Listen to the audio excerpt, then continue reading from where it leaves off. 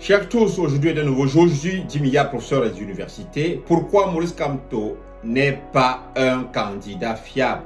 Pourquoi Maurice Kamto ne devrait même pas se présenter aux élections présidentielles de 2025 au Cameroun? Trois raisons. La première raison, c'est la trahison.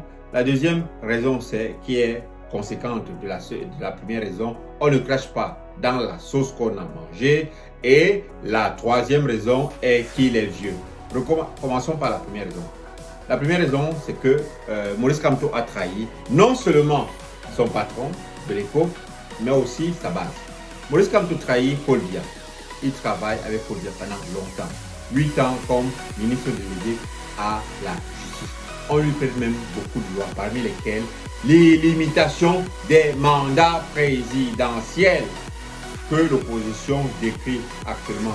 Quels que soient les cas, ça ne me regarde pas. Mais je dis qu'il trahit son patron parce qu'il se retourne contre lui. La deuxième raison, non, toujours la première raison dans la trahison, c'est la trahison de sa base. En 2020, Maurice Kamto, qui sort fraîchement de prison, normalement, il devrait avoir la rage d'en découdre avec le parti au pouvoir, dit que le jour même où les candidatures devraient être déposées ou clôturées au niveau de l'ECAM, dit qu'il ne va pas aux élections municipales et législatives. Il trahit sa base.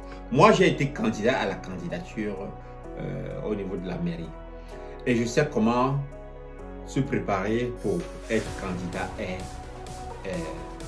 épuisant. Que ce soit épuisant financièrement, moralement et tout. Imaginez quelqu'un qui s'est préparé à être candidat à la mairie.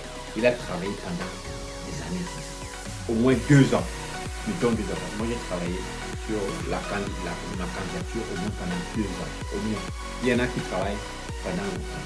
Imaginez que vous faites tout ce travail à la base.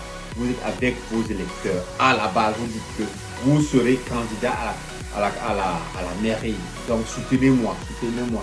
Vous déployez les moyens financiers. Vous déployez, il y a les familles qui doivent aller à l'hôpital. Il y a les familles qui doivent... Vous soutenez tout seul. Parce que vous savez que ces gens vont vous voter. Et que, sans avertissement, votre leader de parti vous dise que, ok, aujourd'hui c'est tout, on ne peut pas aller aux élections. Sans crier garde, je dis que c'est malhonnête. Moi je dis c'est malhonnête. Maurice Kamto a trahi sa base. Cela me fait venir à la seconde raison. La seconde raison qui est liée à la première. On ne crache pas dans la soupe qu'on a mangée. Maurice Kamto a été ministre délégué de la justice pendant longtemps. 8 ans, c'est énorme, c'est beaucoup. Et la militante Henriette Ekouénou dit que c'est parce que Maurice Kamto a eu l'information qu'il ne sera pas dans le prochain gouvernement qu'il est allé dans l'opposition.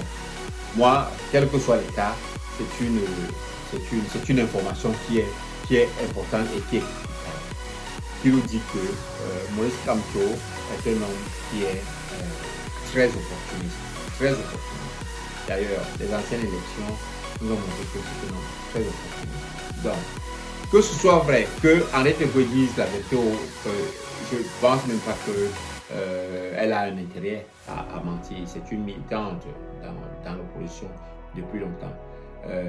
La différence entre elle et Maurice Kamto est que Henriette Ekoué est une militante d'opposition de longue date et Maurice Kamto n'est que je ne veux pas dire arriviste, mais il ne vient que d'arriver dans l'opposition.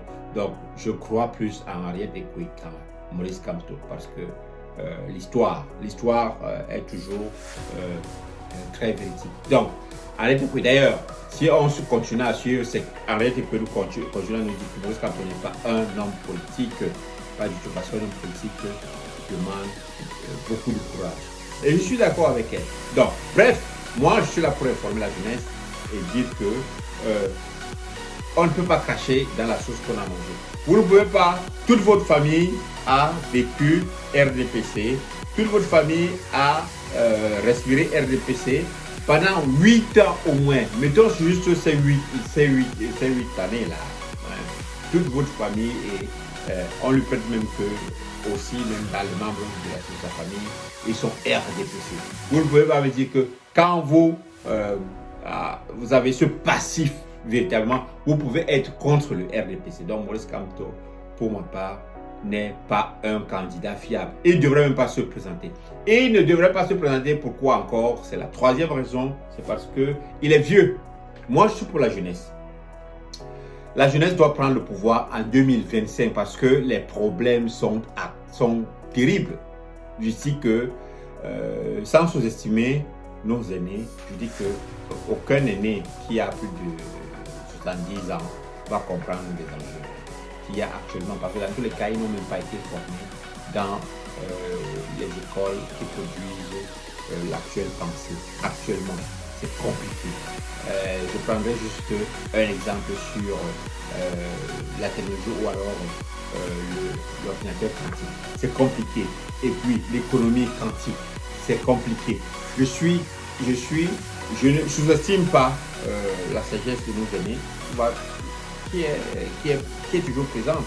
Mais je dis que c'est compliqué qu'ils comprennent l'économie quantique.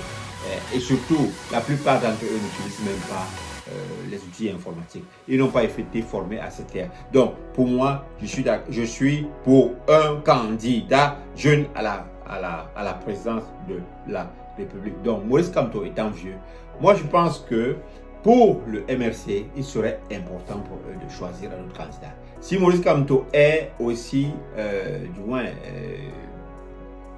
fidèle à tout ce qu'il dit, moi j'ai dit, je ne voterai pas pour Paul Biya en 2025 parce que Paul Biya n'est plus capable de comprendre les enjeux qu'il y a actuellement et il n'a plus de solution à apporter